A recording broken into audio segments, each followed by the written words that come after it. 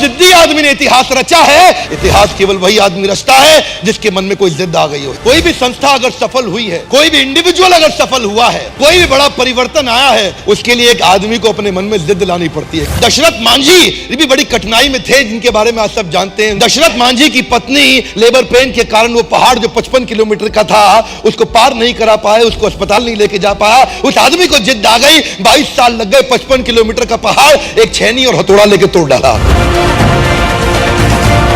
एक source motivation का होता है बिलीफ सिस्टम। बिलीफ सिस्टम ये वो ताकत है आदमी को कुछ भी करने को तैयार कर देती है। आप जानते हैं मंडेला 27 साल जेल में पड़े रहे, कोई प्रॉफिट नहीं, इंसेंटिव नहीं, बिलीफ सिस्टम बड़ा पावरफुल था। गांधी एक बड़ा परिवर्तन क्यों लेके आए? उनको ट्रेन से पहले दर्जे की टिकट साउथ अफ्रीका से धक्का देके बाहर निकाल दिया। अंग्रेजों ने क्या बोला? तेरे को हक नहीं है पहली टिकट लेकर के पहले डब्बे में सफर करने का। गांधी ने बोला मेरे पास टिकट है, बोला तू नहीं बैठ सकता, बाहर निकल यहां से। गांधी ने क्या जवाब दिया? तुमने मुझे ट्रेन से निकाला, come back to my country, I will show you. मैं तुम्हें पूरे देश से बाहर निकाल दूंगा, मैं तुम्हें पूरे देश से बाहर निकाल दूंगा। एक आदमी कभी भी इतिहास रचता है किसी जिद के कारण, एक बिलीफ सिस्टम के कारण। यह बिलीफ सिस्टम कमजोर भी हो सकता है, मजबूत भी हो सकता है। यह बिलीफ सिस्टम ऑर्डिनरी भी हो सकता है, एक्स्ट्रा ऑर्डिनरी भी हो सकता है। मेरी कौम जो बचपन से बहुत तकलीफों के साथ रही, एक लड़के को उसने नॉर्थ ईस्ट के एशियन गेम जीतते हुए देख लिया, उस दिन उसको जिद आ गई कि मैं खुद अपने स्टेट का नाम करूंगी।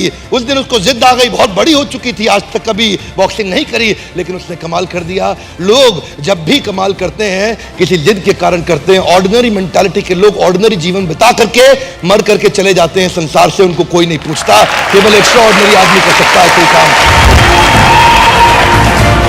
ऐसा कोई हिंदुस्तानी जो भगत सिंह के बारे में ना जानता हो। उसके पिताजी ने बोला, उसकी मां ने बोला, बेटे तेरी शादी तय हो गई है, तेरी शादी तय हो गई है। कानपुर चिट्ठी लिख करके भाग गए छोड़ के वहां से, कि बोले कि मैंने अपना ये शरीर आज अपने देश को दे दिया है, बहुत बड़े कारण के लिए। एक लड़की को नहीं देना चाहता ये जीवन, पूरे देश को देना चाहता हूं। बड़ा जिद्दी आदमी थे। आज एक जिद्दी आदमी ही कोई बहुत बड़ा काम कर सकता है। उसके लिए चाहिए बिलीफ सिस्टम। जानते हैं कोई भी व्यक्ति आप देख लीजिए, चाहे लिंकन हो या गांधी हो या टेरेसा हो या बच्चन हो या मंडेला हो या कोई भी हो, हर आदमी के जीवन में बड़ा संघर्ष था, पर उसने एक काम किया, bounce back. If you don't help you to help yourself, nobody in the world can help you to help yourself.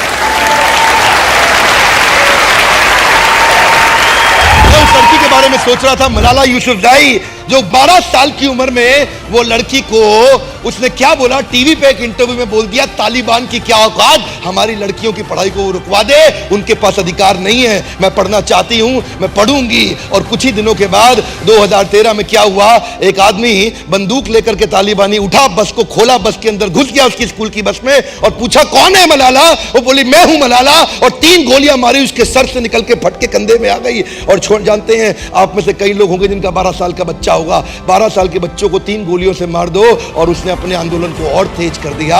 Nobel peace prize, दुनिया का सबसे बड़ा अवार्ड उसको मिला, उसी लड़की को, इतनी छोटी उम्र के अंदर। एक व्यक्ति इतिहास तभी रचता है जब वो जिद्दी हो जाता है। जिद को बड़ा करना चाहिए, अपनी जिद को बड़ा करो, अपनी जिद को पालो। जिस दिन इतनी हिम्मत आ गई, आप अपनी जिद को पाल के बड़ा कर गए, आपको सफलता के नए रास्ते मिल जाएंगे, और अगर नहीं मिले तो आप खुद नया रास्ता बना देंगे।